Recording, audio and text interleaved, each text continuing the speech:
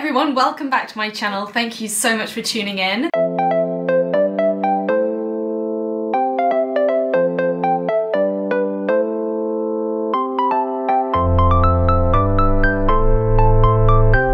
I mentioned a couple of weeks ago that I had two very exciting announcements coming up, and I wanted to tell you about both of them straight away, but they kind of each warranted their own YouTube video as kind of big life updates.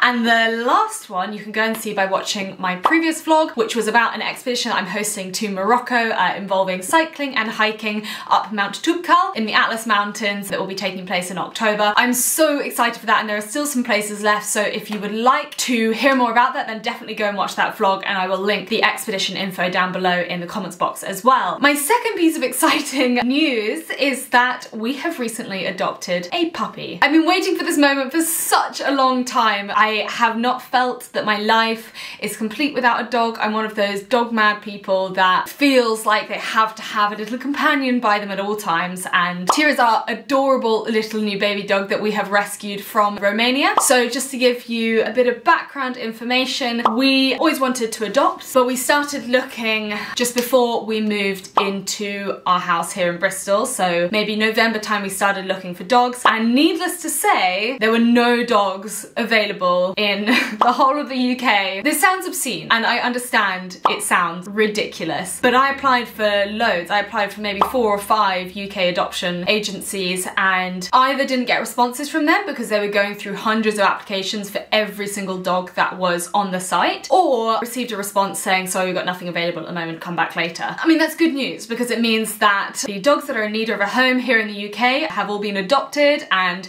there's a lot of interest, obviously, with people working from home, changing their lifestyles a little bit to be, you know, working more from home even after lockdown, and realising that means that they have the capability to look after a puppy or a dog, even beyond COVID restrictions and lockdown, all that kind of stuff. But what it meant for us is that there was just no dogs available for us to get.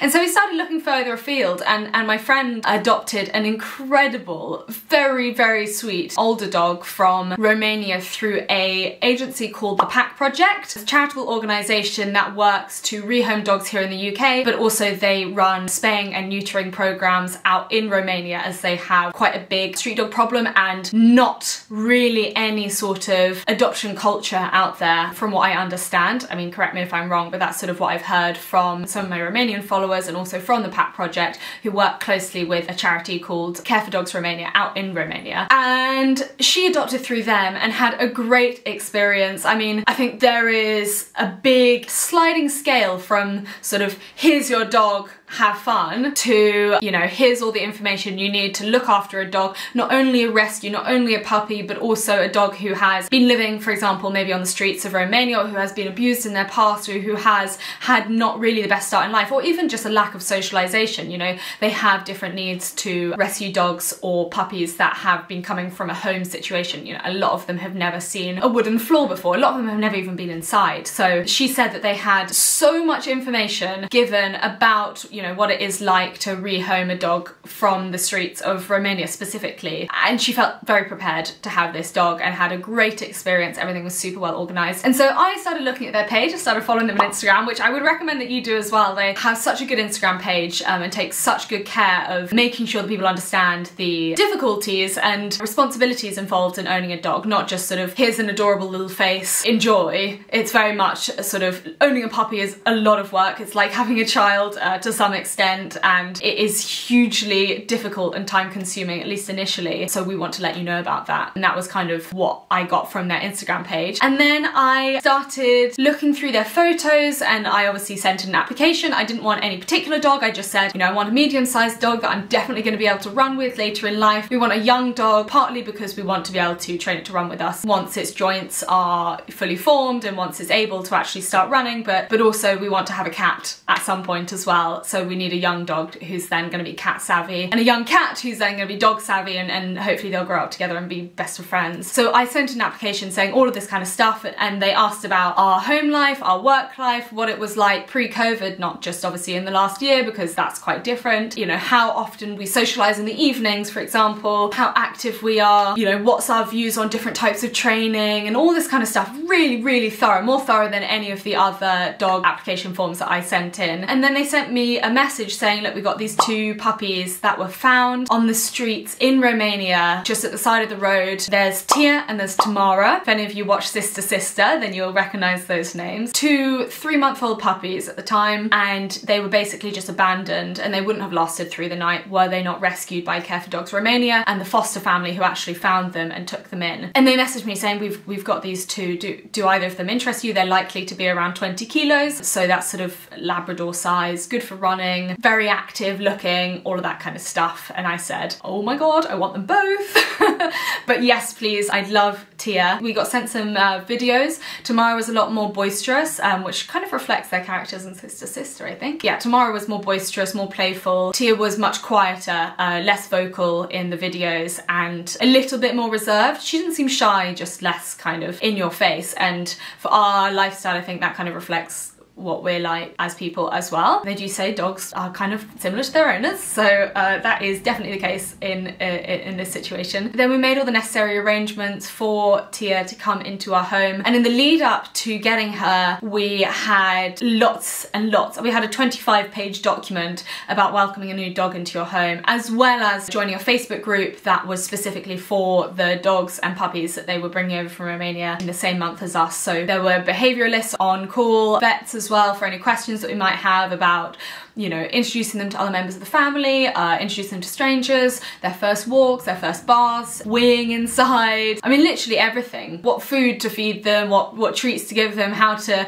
enrich their lives and make sure they don't get bored. Just so much information. It was actually quite overwhelming, but I'm really happy we had it. And then Tia arrived in the UK on the 9th of May, which is actually the day after mine and Rhian's 6th anniversary, which is a great anniversary present. We went to go and collect her from about 20 minutes away from here, and she was just perfect. I mean, like, so excitable, obviously, but we were expecting a very timid dog who, I mean, she just spent 3 days in a van traveling over from Romania, having never been anywhere else in her life, and she was just really great in the car and on the way home, and with Rhian and me as well. And she settled in here into the UK and in our home as well. We didn't leave the house. DEFRA insists that animals who've come over from anywhere outside of the UK are quarantined at home for a certain number of days to make sure that they're not passing on any viruses or anything like that. And they're all tested as well, but just if they got them en route here to the UK, then they want them quarantined at home and they can do a visit during that time. So we kept her at home for a week and recently went for our first walks together. But this is all sort of my adoption experience, and I kind of just want to show you the dog, and I'm sure you actually probably just want to go and see the dogs. So I'm going to take you to come and see her, and hopefully she is having a good time somewhere. In terms of her personality, she is a little bit manic sometimes. She's just wonderful most of the time, but she is a puppy, so she is just so hyperactive from time to time. She does zoomies at like 10 PM. She also does them midway through the afternoon, but she sleeps a whole lot as well, which is kind of a relief because it means that we can occasionally get some work done. So I'm going to bring you down to meet her, and hopefully I'll be doing a couple of vlogs with her in the future. You know, I would love for her to become my running partner at some point. I'll be doing vlogs about, you know, how to start running with your dog and how long to wait. Obviously she's 5 months old at the moment, so we still got about 7 months until I even begin running with her, because I don't want to cause any issues like hip dysplasia or anything like that. So that will be coming in the future, but for now, let's go meet her. Just sit. This is Tia, everyone. She's in a funny mood today. Whoop.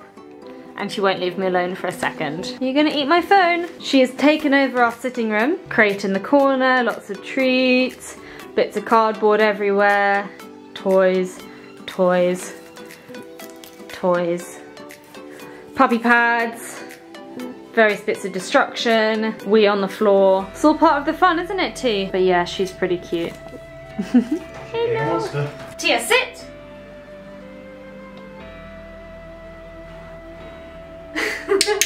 Good sit! Not feeling motivated today. Tia, paw! Oh, that was so quick. Good girl. Oh, you're already lying down. Tia, sit. Good girl. Tia, paw. Good girl.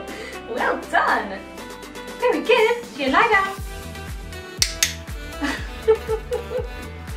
Okay, that will do. Good girl. You're sitting really weirdly, or lying really weirdly. What's that leg doing?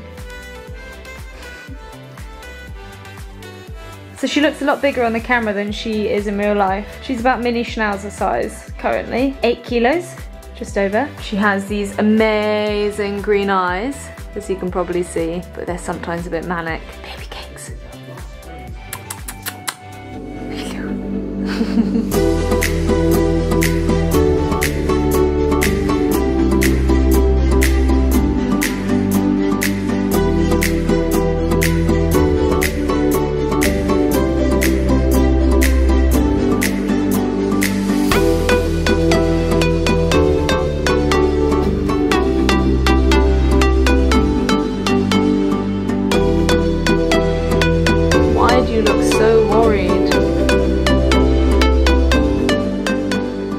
You know, on the downside to owning a dog, I just stood in 2 wees on the floor and I can't really see them, so we're just gonna stand in them again. Okay, so to talk a little bit more about her and her breed, we have no idea. It's a question I get asked all the time. Are you alright, T? She's like, why are you disturbing me? We have no idea what she is. We think that she might be some sort of Kelpie mix. She's not nearly as big as we were expecting. We were thinking maybe Doberman mix because her sister is tricolour, so black, tan and white. She has the same little chest white patch. So we think definitely some sort of collie mix. This is not the most attractive angle for this dog. I'll leave her sleeping in a minute. But she's pretty small, so maybe Kelpie, maybe Lab, maybe something smaller while they're at it. But we've ordered a wisdom panel test, which tests the different potential breeds that they have in them. I don't think they're 100% accurate, but we're going to find out what the most likely things are. All I know is she's 100% adorable, really sweet, sometimes a nightmare, but we forgive her for it. So cute! Oh, so ungamey.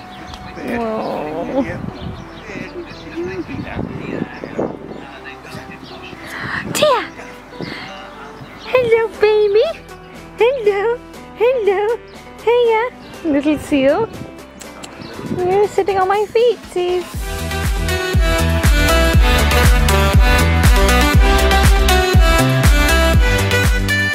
No, don't eat that. That's spiky. It's a day in the life of Tia. Don't eat that. Not for dogs. Not for dogs. Not for dogs. What are you doing? No.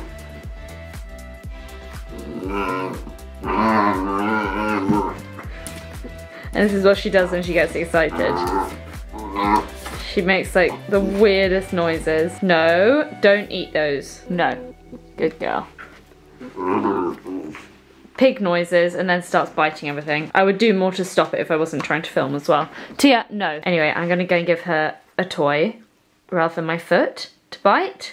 She doesn't bite very hard, thankfully. She's just playing. Okay, I tried to film Tia up here. She's never been upstairs before. And so she was just barking at herself in the mirror and trying to bite my feet and my sofa. So I put her back downstairs again. I literally can't work when she's in that sort of mood. So I tend to just sort of like put a lot of my work to the side to kind of make sure that she's mentally stimulated. And as part of our contract for getting a puppy, actually a dog at all, through the Pack Project, you had to say that you would take off 2 weeks from work in order to help them settle. So I think that's definitely a good thing. It also manages your own expectations. You know, you're not gonna go straight back to work, and it's not fair on the dog as well to go straight back to work after getting a new puppy. They're in a different country, they're in a different home, maybe their first ever home. They don't know your schedule, you don't know what they're like. So I think taking that time off is really good. But I am trying to do bits and bobs around the house while she's here, obviously, and it's quite difficult at times. She is very, very time consuming, but obviously adorable at the same time. But I wanted to answer some of your questions. I asked if you guys had any questions over on Instagram, and for anyone else who's thinking of adopting, especially through the Pack Project, I'm going to answer them. Got them all here. I will answer them on here to the best of my ability. So someone asked whether it's competitive to adopt through the Pack Project. I think it probably just depends like what you're looking for. If you're looking just for one particular puppy, if there is a puppy that you have found that you want, then yes, I would say it's incredibly competitive, as with many adoption agencies and companies. But if you just are looking for a dog or a puppy and you're willing to wait for the right one to come along, my experience of the Pack Project was that it was a lot quicker and they were a lot more responsive than the other adoption sites that I have got in contact with over the last 6 months. Yeah, I don't know if it was competitive per se. It probably depends on your requirements. requirements. How did we pick her name? She was already named by the Pack Project when we got her, and obviously you're allowed to change their names, and her sister, Tamara, has now been changed to Cece, but we actually really like the name Tia, and you know, it was when we first started seeing pictures of her, she was being called Tia, so it just kind of stuck, and we really like it. I think it means like princess or beautiful or something like that. How long have you been keeping this secret from us all? 2.5 months is how long I've known, and that is how long it's taken for us to get the house ready and all that kind of stuff. Will you be raising her vegan? No, we will not. Again, as part of the contract, we had to say that we would feed her a meat, grain, I don't think it said grain-free, but they recommended grain-free, but a meat diet, like specifically not veggie vegan. And that was something that I was willing to do. I think it's interesting to do the research, obviously, around whether or not dogs can be healthy on a vegan diet, but let's be honest, like that's not what they're evolved to do, and I don't really want my dog to be an experiment for some sort of idealistic diet. And I think it's also very different when you're rescuing a dog versus when you are increasing demand for dogs by buying through a breeder. Tia would be in the world regardless, although she may have died if she hadn't been found, but someone would have adopted her, and I'm not increasing the demand for meat by adopting her. She would have been adopted anyway, she would have been being fed meat anyway. Whereas I think if I'd bought a dog, it would have been a little bit different because I would have been increasing demand for dogs in that way. So that's kind of my justification for it. We're also feeding her turkey and chicken rather than the sort of higher carbon meats such as beef and lamb and all that kind of stuff. Why did you adopt from abroad rather than a dog needing a home in the UK? Well, I wasn't actually discriminate. I applied for like every single adoption site in the UK and did not find a dog. But also, you know, why not a dog in Romania? Here in the UK, even the rescue centres are pretty decently done. Obviously it's not a great life for a dog, but nor is living on the streets in Romania, and there is such a big adoption culture here in the UK, which is such a good thing, but they don't have that over in Romania. You know, adopting a street dog is not really a thing, which is why, you know, there's such a street dog problem in many places in Europe and around the world. I don't see why we should discriminate between different dogs due to, you know, where they're from, and I'm really happy that we have her, and I'm really happy that we could give her a decent life. What are the requirements accepted to adopt one of their dogs? I don't know the specific requirements. For us, it was we ticked all the boxes. We are a couple living in a house with a garden with a fence, and we work from home, but it was still really difficult to get a dog. I think it's almost disappointing how much they require from potential adopters. You know, you can just go out and buy a dog tomorrow for £3,000 or whatever, and they will never do a home check. Some people obviously do. Some people, of course, take huge amounts of care over the dogs that they breed and all that. But a lot of people, you can just go and buy a dog and they won't care about, you know, where you're living, whether you're living in a flat or whether you work from home, whether you're going to leave them for 9 hours or whatever it is. With the Pack Project and with most adoption agencies, they are so careful, and we had like an hour-and-a-half home check and discussions with the people, with the vets and behaviourists there at the Pack Project to make sure that we were the right match for Tia. I think it's slightly different if you're getting either an older dog or a smaller dog or a quieter dog. You might not need as much space, you might not need like a whole garden, you can just have like a front porch or whatever. And some of the dogs, you know, our garden would be way too small. They specifically require large gardens, rural settings, all that kind of stuff. We're kind of suburbs here, so that works quite well. And I don't think they really let many of their dogs live in cities, for better or worse. So yeah, that's definitely something to think about. But not all adoption agencies are the same. That's quite specific to the Pack Project. How will you find out her mix/breed? Like I mentioned before, we're going to do a wisdom panel test, and hopefully that will come back with some answers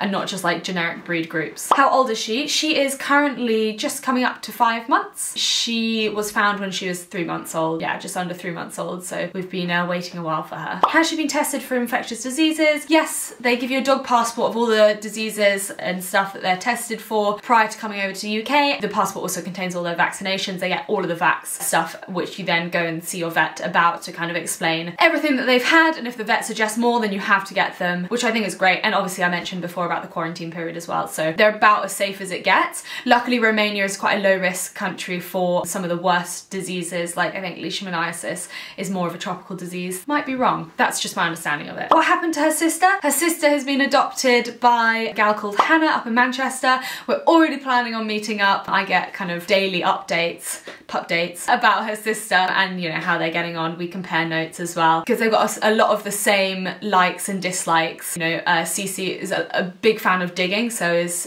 Tia. They're both similar weight. Cece's a little bit bigger, but they both put on about the same amount of weight over the time that we've owned them. They're both sort of very, very affectionate at home, but a little bit nervous out, although Cece's a lot bolder, so she'll go up to dogs, but is a little bit nervous of people. Tia's a little bit nervous of dogs and people, although she's getting much better at that. So it's quite fun to compare notes, and if there's something that we're a little bit worried about, it's nice to know that someone else in the same situation with a very similar dog from exactly the same background. What will you be feeding her? Well, I already mentioned that we're not feeding her a vegan diet, but we are feeding her currently fourth grade food, which was recommended to us by the Pack Project. Gave us loads of information about the different types of food. It's the most affordable one that we can find. It's still not cheap. They said that we shouldn't feed them kibble, especially as puppies, so that's what we're doing. If you have your own opinions about it, that's fine, but that is what we were told to do, so we're doing that. Is it really expensive? To adopt through the Pack Project currently is £495 for the dogs, which felt really expensive for adopting. I mean, when we got our previous dog 17 years ago, he was from a breeder and he was the same price. So, but that is indicative of all the different vaccinations that they get. You know, they're microchipping their dog passports and also traveling over from Romania, and all the food that they've been eating, and also some of that money goes to their neutering and spaying program over in Romania. So it's not only helping the dogs that you are actually adopting, but also the other dogs that are left over there on the streets to kind of reduce the problem in the future. You should try Canicross when she's old enough. I would love to do Canicross. Currently she's a little bit like floppy all over the place, but I think that's just what puppies are like, and she has really big paws, so she's quite mal-coordinated. But I'm hoping that in the future she's really going to enjoy doing running and all that. Do you have a dog Instagram? No, absolutely not. I couldn't keep up with it.